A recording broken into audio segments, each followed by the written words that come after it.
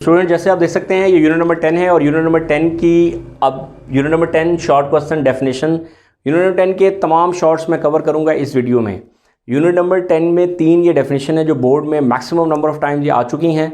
इसके अलावा unit number 10 के जो पॉसिबल शॉर्ट क्वेश्चंस हैं वो तमाम के तमाम आज इस वीडियो में कवर करेंगे। तो सबसे पहले यूनिट नंबर 10 की जो 3 डेफिनेशन है इसको बारी बारी एज ए कॉन्सेप्चुअली मैं आपको बताता हूँ और इसकी वर्ड टू वर्ड जो बुक में वर्डिंग है उसको भी डिस्कस करते हैं और इनकी फिगर कैसे आप ड्रॉ करेंगे, क्योंकि आपको पता है विदाउट फिगर आपको अगर डेफिनेशन आपने करेक्ट लिखी हो लेकिन अगर आपने डेफिनेशन के साथ उनकी फिगर नहीं बनाई तो आपको मार्क्स 2 में से 1 मिलेंगे। तो इसलिए आप लोगों ने फिगर ज़रूर बनानी है with the help of compass और उसमें मार्कर का इस्तेमाल करना है ना कि लेड पेंसिल का। ठीक है, चले आएँ अपने लेक्चर को स्टार्ट करते हैं। सबसे पहली जो डेफिनेशन है वो है tangent to a circle. Tangent to a circle क्या होती है? टेंजेंट टू अ सर्कल भी कहते हैं और टेंजेंट लाइन भी कहते हैं। टेंजेंट लाइन क्या होती है? सबसे पहले ये रेडियस ड्रॉ कर लें। यहाँ पर एक पॉइंट आपको नज़र आ रहा होगा, ये ज़रा हेल्प करेगा आपको। स्ट्रेट लाइन, मैं आपको डेफिनेशन भी बताता हूँ। सबसे पहले ये देखें, a tangent is a straight line which touches the circumference of a circle eight single point only. वो लाइन जो सर्कल को सिंगल पॉइंट पे बाहर से टच करके गुजरती है वो क्या कहलाती है? Tangent line. तो इसकी फिगर को आप लोग कैसे ड्रॉ करेंगे ये देखें।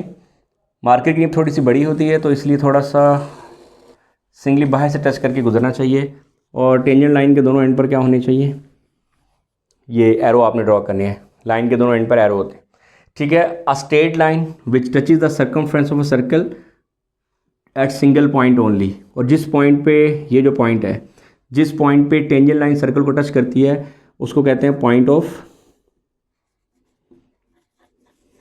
ऑफ टेंजेंसी भी कहते हैं, टेंजेंसी। और एक और भी नाम है इसका point of contact, point of contact. तो पॉइंट ऑफ टेंजेंसी भी कहते हैं और पॉइंट ऑफ कांटेक्ट भी कहते हैं। ठीक है, और tangent is a straight line which touches the circumference of a circle eight single point only. उसके बाद आ जाए secant line. A secant is a straight line which cut the circumference of a circle to distinct point, जो दो मुख्तलिफ points पे circle को cut करती है।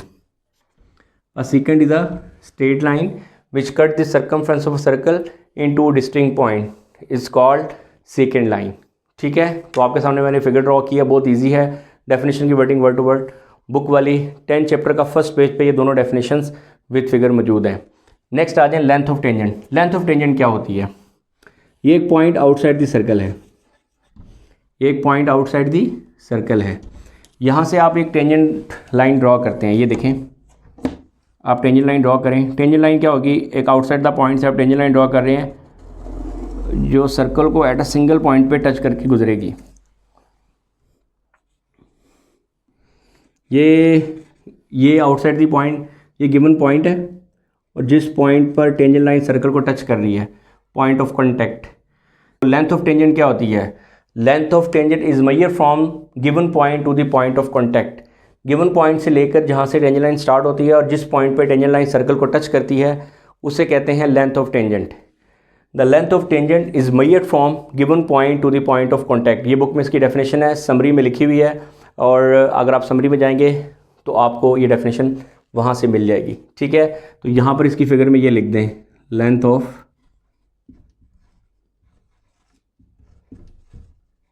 Tangent.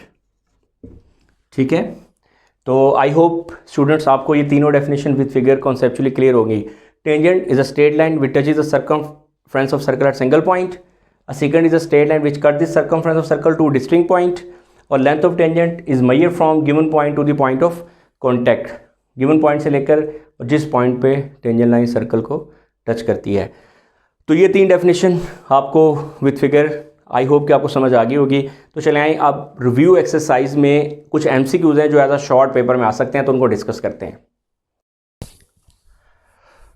Students, unit number 10 short question review exercise में MCQs हैं। MCQs नंबर 3 और 4 एज अ शॉर्ट पेपर में आपको आ सकता है।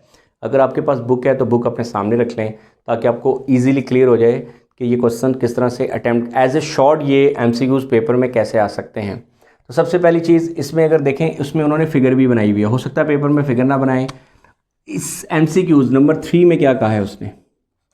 MCQ नंबर 3 को सबसे पहले डिस्कस करते हैं। उसमें लिखा हुआ है, वो कह रहा है कि टू फाइंड करें, फाइंड करना है आपने area of semi circle, area of semi circle, ये आपने फाइंड करना है। तो सबसे पहले स्टूडेंट्स आप जानते हैं एरिया ऑफ सर्कल क्या होता है, तो इसको थोड़ा रफ पे देख लेते हैं। एरिया ऑफ सर्कल का फार्मूला क्या है?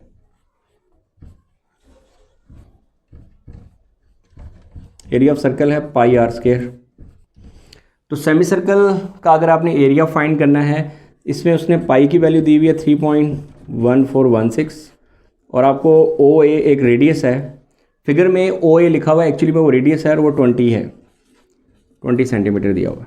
ठीक है, तो area of semi circle find करना है, यानी कि area of circle pi r square होता है, तो सेमी सर्कल का एरिया क्या होगा? तो आप लिख दें एरिया ऑफ सेमी सर्कल उसका हाफ होगा, एरिया ऑफ सेमी सर्कल वो क्या होगा? पाई आर स्क्वायर डिवाइडेड बाय 2। तो पाई की वैल्यू पुट करें कैलकुलेटर पे 3.1416, आर है आपके पास 20, इसका स्क्वायर लें और डिवाइड कर दें इसको 2 पे। सिंपल कैलकुलेटर पे करें तो आपके पास ये आंसर आएगा। इसका आंसर कैलकुलेट कर लेते हैं। इसका आंसर आ रहा है 628.32।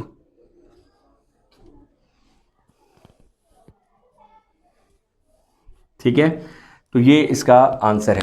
ये एज अ शॉर्ट पेपर में आ सकता है, आपको ये याद रखना है। एरिया ऑफ सर्कल होता है पाई आर स्क्वायर, तो सेमी सर्कल इसका मतलब है हाफ ऑफ सर्कल, तो हाफ ऑफ सर्कल के लिए आप इसे 2 से डिवाइड कर दें एरिया ऑफ सर्कल के फार्मूले को, तो आपके पास सेमी सर्कल का एरिया आ जाएगा। ये MCQ नंबर 3 था, ये एज अ शॉर्ट आप इसको नोट कर लीजिएगा। वैसे MCQ का ये आंसर है, लेकिन इसको सॉल्व वैसे किया जाता है। अब चलते हैं MCQ नंबर 4 की तरफ, जो एज अ शॉर्ट पेपर में आ सकता है। Students, question number 4, MCQ number 4, MCQ number 4 students, MCQ number 4, इसमें फाइंड करना है, टू फाइंड करना है। अगर आपके पास बुक है तो उस पर MCQ की स्टेटमेंट है half of perimeter, half of perimeter, half of perimeter आपने फाइंड करना है। आपको ये बता दूं कि पेरीमीटर एक्चुअली सर्कमफ्रेंस को कहते हैं, और सर्कमफ्रेंस ऑफ सर्कल अभी आपने पढ़ा भी था 9th चैप्टर की डेफिनेशंस में, वो क्या होता है? C होता है 2 पाई आर। तो हाफ ऑफ पेरीमीटर क्या होगा? 2 से डिवाइड करें तो ये क्या आएगा? पाई आर, यानी कि हाफ ऑफ पेरीमीटर। ठीक है, हाफ ऑफ पेरीमीटर उसका फार्मूला क्या है? पाई आर। तो आपके पास पाई की वैल्यू वही है 3.1416 और आर की वैल्यू है, आर एक्चुअली में इधर फिगर बनी हुई है जिसमें रेडियस है 20, ठीक है, सेंटीमीटर। तो half of perimeter,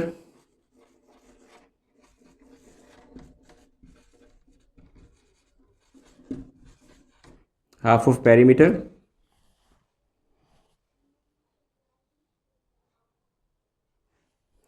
half of perimeter of circle, ये चीज़ ज़रूर आपने मेंशन करनी है। Half of perimeter of circle क्या होगा?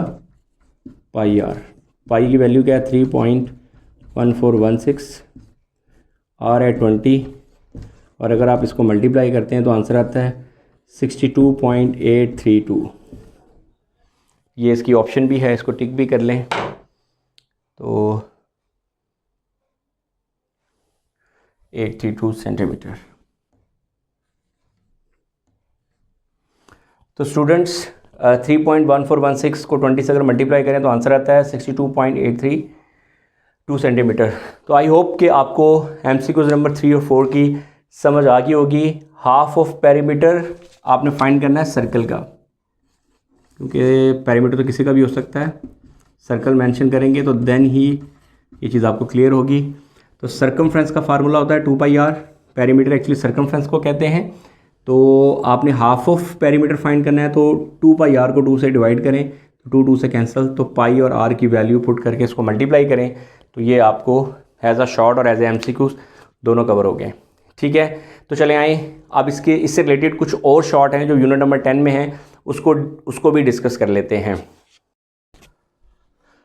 स्टूडेंट, जैसे आप व्हाइट बोर्ड पे देख सकते हैं कि यूनिट 10 के शॉर्ट क्वेश्चन में अब आपको मैं वो शॉर्ट क्वेश्चन करवा रहा हूँ जो पॉसिबिलिटीज़ हैं। जैसे ही मैंने लिखा हुआ थ्योरम 4A, इसकी जो स्टेटमेंट है एज ए MCQs भी पेपर में आ सकती है और इससे रिलेटेड एक शॉर्ट भी बन सकता है। उसी तरह से थ्योरम 4B है, उसकी स्टेटमेंट एज ए MCQs भी पेपर में आ सकती है और एज अ शॉर्ट भी पेपर में ये क्वेश्चन आ सकता है। तो चले आए इसको ज़रा डिस्कस करते हैं। अगर ये एज अ शॉर्ट पेपर में है तो आपने इसको कैसे करना है। उसने लिखा हुआ था, अगर आप थ्योरम बुक अपने सामने रखें, थ्योरम 4A की स्टेटमेंट में वो कहता है कि दो सर्कल एक दूसरे को एक्सटर्नली टच कर रहे हैं। अगर एक का रेडियस है, एक के रेडियस को R1 कह देते हैं, वो है 4 सेंटीमीटर, और एक का रेडियस है उसको R2 कह देते हैं, वो 3 सेंटीमीटर है। तो उन दोनों के सेंटर का डिस्टेंस उन दोनों के रेडियाई का सम होगा।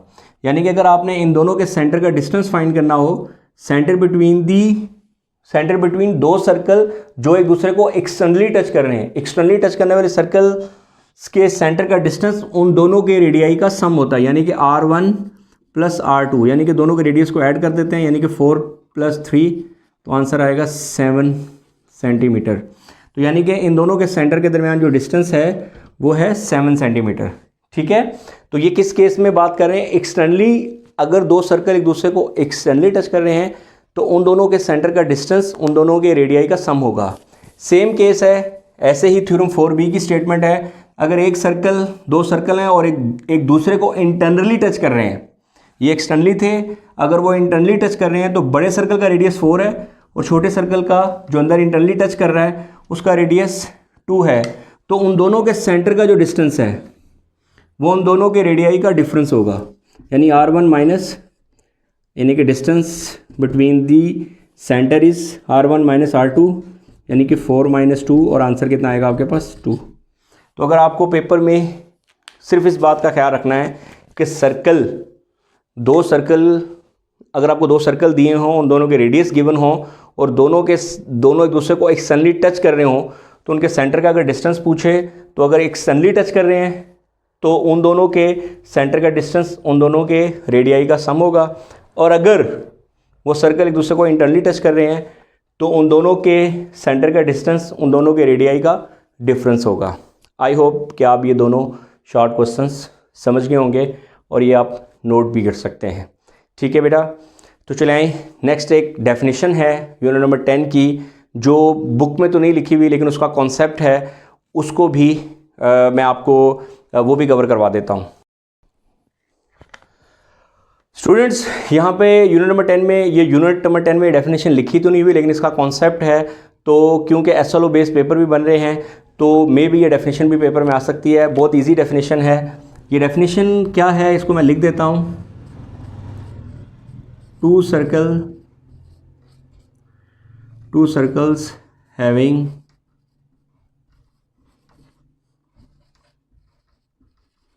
Common centre is called concentric circles। Concentric circles क्या होते हैं? वो सर्कल जिनका सेंटर सेम होता है। To circles having common centre is called concentric circles. ठीक है, तो ये डेफिनेशन भी और ये इसकी फिगर है, और ये डेफिनेशन अगर पेपर में आ जाए तो आप इसको भी, अगर यूनिट नंबर 10 की आप चेकलिस्ट बना रहे हैं तो उसमें ऐड ऑन कर लें।